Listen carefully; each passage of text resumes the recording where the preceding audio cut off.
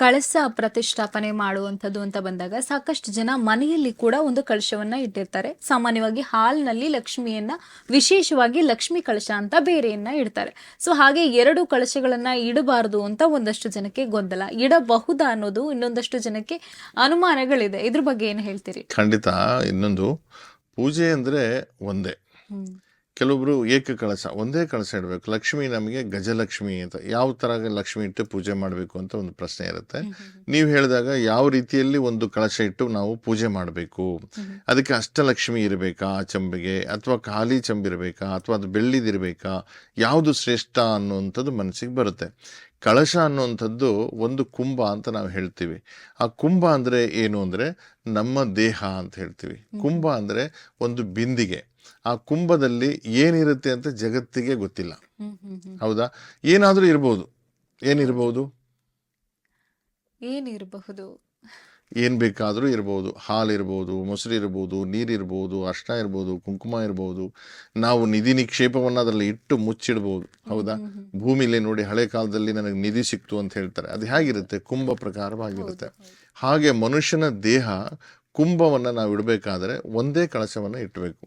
ಮಹಾಲಕ್ಷ್ಮಿಯ ಒಂದು ಕಳಶವನ್ನು ಇಟ್ಟು ಅದನ್ನು ಶಾಸ್ತ್ರೋಕ್ತವಾಗಿ ಆ ಕುಂಭದಲ್ಲಿ, ಅಂದರೆ ಆ ಒಂದು ಕಳಶದಲ್ಲಿ ನೀರನ್ನು ಹಾಕಬೇಕು. ಕೆಲವೊಬ್ರು ಏನು ಮಾಡ್ತಾರೆ, ತುಂಬ ಅಕ್ಕಿ ತುಂಬಿಸ್ಬಿಡ್ತಾರೆ, ಇಲ್ಲ ಅಂದರೆ ಡ್ರೈ ಫ್ರೂಟ್ಸ್ಗಳನ್ನು ತುಂಬಿಬಿಡ್ತಾರೆ.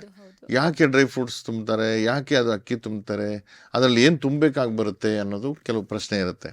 ಸಾಮಾನ್ಯವಾಗಿ ಈ ಜಗತ್ತಿರೋದು ಪಂಚಭೂತಗಳ ಮೇಲೆ. ಈ ಪಂಚಭೂತಗಳ ಮೇಲಿದೆ ಅಂದಮೇಲೆ ಆ ಕಳಶ ಪಂಚಭೂತದ ಶಕ್ತಿಯನ್ನ ಆ ಕಳಶದಲ್ಲಿ ಇರುತ್ತೆ. ಅದು ನಮಗೆ ಒಂದು ವಿಗ್ರಹ ಮಾಡಬೇಕಾದ್ರೆ, ವಿಗ್ರಹದ ಮೇಲೆ ಅದನ್ನು ಒಂದು ಪ್ರತಿಷ್ಠಾಪನೆ ಮಾಡಬೇಕಾದ್ರೆ ಅವಾಗ ಅದು ದೇವರ ಸ್ವರೂಪವನ್ನು ಪಡೆಯುತ್ತೆ.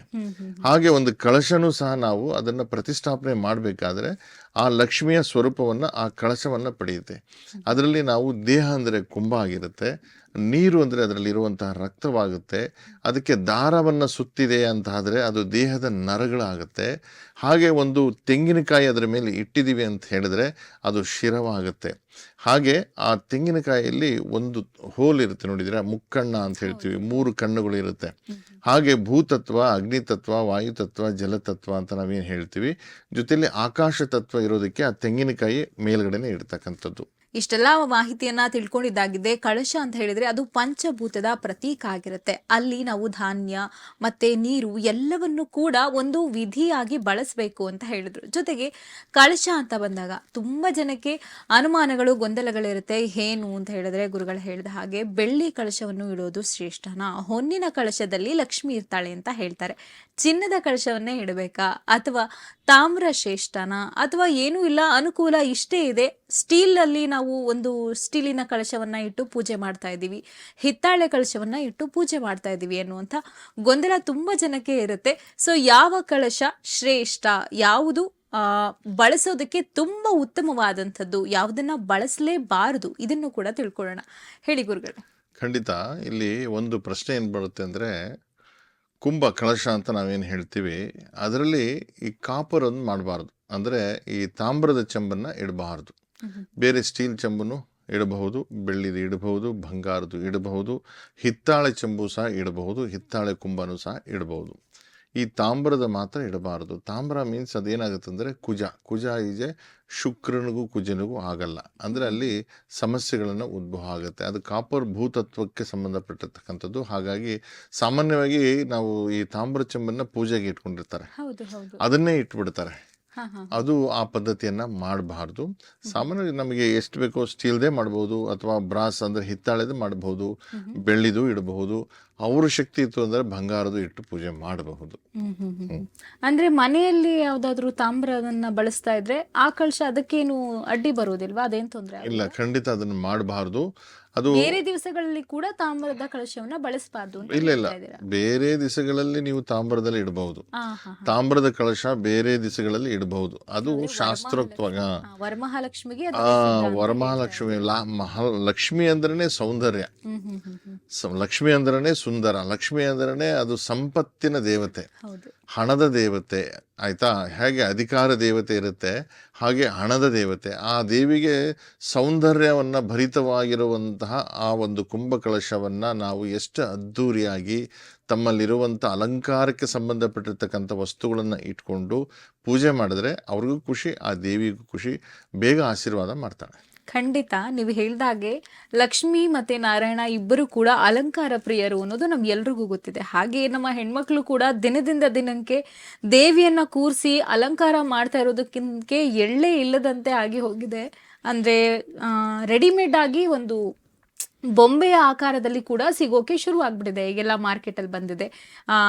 ಏನು ದೇವಿಗೆ ಕೈಗಳಿರುವಂಥದ್ದು, ಕಾಲುಗಳಿರುವಂಥದ್ದು, ರೆಡಿಮೇಡ್ ಸೀರೆ ಇರುವಂಥದ್ದು, ಜೊತೆಗೆ ಬಾಕ್ಸ್ಗಳನ್ನ ಮಾಡಿ ಸೀರೆ ಉಡ್ಸೋದಕ್ಕೆ ಅನುಕೂಲವಾಗೋ ಹಾಗೆ 4-5 ಬಾಕ್ಸ್ಗಳನ್ನ ಸೇರಿಸಿ ಒಂದಷ್ಟು ದೇಹದ ಆಕಾರ ಬರೋ ಹಾಗೆ ಮಾಡ್ತಾ ಇದ್ದಾರೆ. ಸೊ ಇದರಿಂದ ಒಂದು ದೇವಿಯನ್ನ ಸೀರೆಯನ್ನ ಉಡಿಸಿ ಅಲಂಕಾರ ಮಾಡೋದು ಅದು ಎಷ್ಟು ಮಟ್ಟಿಗೆ ಶಾಸ್ತ್ರ ಸಮ್ಮತವಾಗಿದೆ ಅನ್ನೋದನ್ನ ತಿಳಿಸ್ಕೊಡಿ. ಖಂಡಿತ ಮಾಡ್ಬೋದು. ನೋಡಿ, ಒಂದು ಮಣ್ಣಿನ ಮಡಿಕೆಯಲ್ಲಿ ಇಟ್ಟು ನೀವು ಸಹ ಪೂಜೆ ಮಾಡ್ಬೋದು. ನಮ್ಮ ಮನಸ್ಸಿನ ಮೇಲೆ ಅವಲಂಬಿತವಾಗಿರುತ್ತೆ.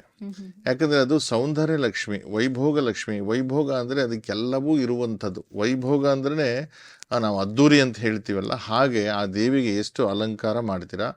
ಕೆಲವೊಬ್ರು ಮಾಡ್ತಾರೆ, ಅವರು ಪ್ರೀತಿ ಅದು. ಯಾವುದೇ ಒಂದು ಮಾಡಿದ್ರೂ ಅದಕ್ಕೆ ಒಂದು ರೂಪ ಬರುತ್ತೆ. ಒಂದು ಕಾಲಿನ ರೂಪ, ಕೈ ರೂಪ, ಅವ್ರದ್ದು ಮುಖದ ರೂಪ, ಅವ್ರ ದೇಹದ ರೂಪ, ಎಲ್ಲ ರೂಪವನ್ನು ಕೊಟ್ಟು ಅದಕ್ಕೆ ಅಲಂಕಾರ ಮಾಡ್ತಾರೆ. ಲಕ್ಷ್ಮಿ ಇಲ್ಲದ ಜಾಗನೇ ಇಲ್ಲ, ದೇವರಿಲ್ಲದ ಜಾಗನೇ ಇಲ್ಲ. ಹಾಗೆ ಲಕ್ಷ್ಮಿ ಇರುವಂಥ ಸ್ಥಳ ಏನಂದರೆ ಪರಿಶುದ್ಧವಾಗಿರುವಂಥದ್ದು ಜಾಗದಲ್ಲಿ ಲಕ್ಷ್ಮಿ ಇರ್ತಾಳೆ. ಎಲ್ಲಿ ಅದು ಅಸ್ತವ್ಯಸ್ತವಾಗಿರುತ್ತೆ, ಎಲ್ಲಿ ಅದು ಶಿಸ್ತಾಗಿರಲ್ಲ, ಅಲ್ಲಿ ಮಹಾಲಕ್ಷ್ಮಿ ನೆಲೆಸೋದಕ್ಕೆ ಸಾಧ್ಯ ಇಲ್ಲ. ಅದಕ್ಕೆ ಕ್ಷೀರಸಾಗರದಿಂದ ಬಂದಿರುವಂಥ ಶುದ್ಧ ಅಂದರೆ ಬಿಳಿಯ ವಸ್ತ್ರದಿಂದ ಬಂದಿರುವಂಥ ಒಂದು ಶುದ್ಧ ಮಹಾಲಕ್ಷ್ಮಿ ದೇವಿ.